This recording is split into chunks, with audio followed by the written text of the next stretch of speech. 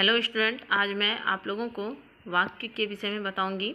सबसे पहले क्या है कि वाक्य किसे कहते हैं, वाक्य के कितने भेद होते हैं, सभी भेदों की परिभाषा क्या है, इन सारी चीज़ों के विषय में आप लोगों को एक एक करके मैं बहुत ही अच्छे से समझाऊंगी। तो चलिए शुरू करते हैं।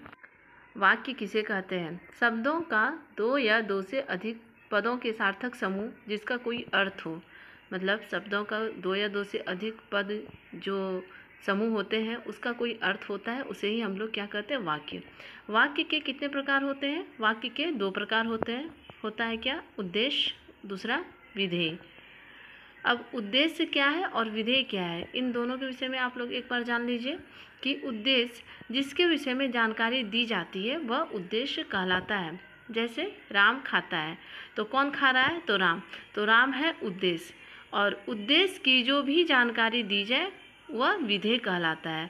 तो इसमें भी हो गया एग्जाम्पल में, जैसे कि राम खाता है, तो यहाँ पर क्या है कि राम क्या कर रहा है? तो वह खाता है, तो ये क्या हो जाएगा? विधेय।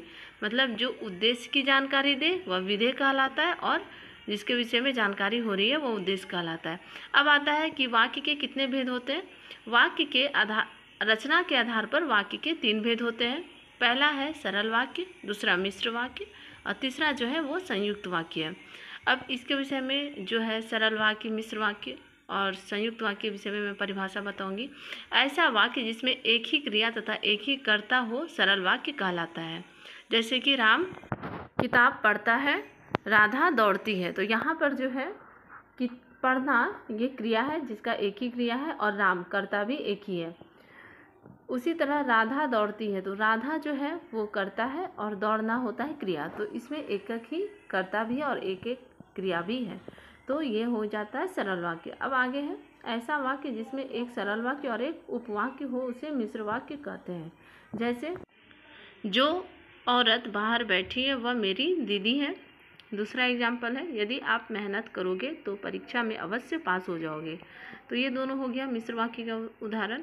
और मिश्र वाक्य को बनाने के लिए बहुत सारे संयोजक अव्यय का प्रयोग किया जाता है। जैसे वह, तो, क्योंकि, जितना, उतना। सॉरी, यहाँ पे कोमा होगा, मैं कोमा नहीं दे पाई हूँ। वैसा, जहाँ, वहाँ, इधर, उधर इत्यादि। मतलब अगर सरल वाक्य और उपवाक्य को जोड़ने में ये जितने भी संयोजक अव्यय हैं ये सारे अव्ययों का इस्तेमाल किया जाता है, तभी जाके जो है मिश्र वाक्य बनता है।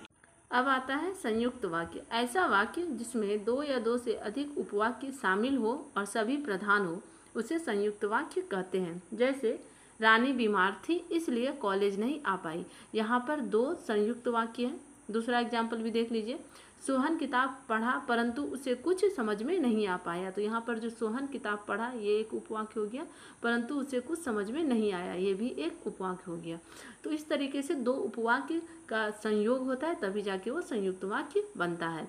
अब क्या है, संयुक्त वाक्य बनाने के लिए क्या जरूरी होता है कि इसमें संयोजक शब्द जैसे इसलिए, परंतु, अथवा, एवं, फिर, या, और, तथा, नहीं, तो इत्यादि का प्रयोग होता है।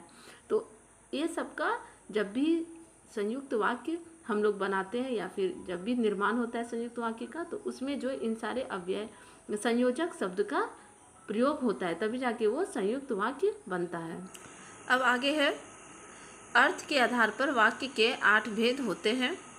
पहला है विधानवाचक, दूसरा निषेधवाचक, तीसरा आज्ञावाचक, चौथा प्रश्नवाचक, पांचवा विस्मयादि बोधक, छठा है इच्छावाचक, सातवां संकेतवाचक, आठवां संदेहवाचक।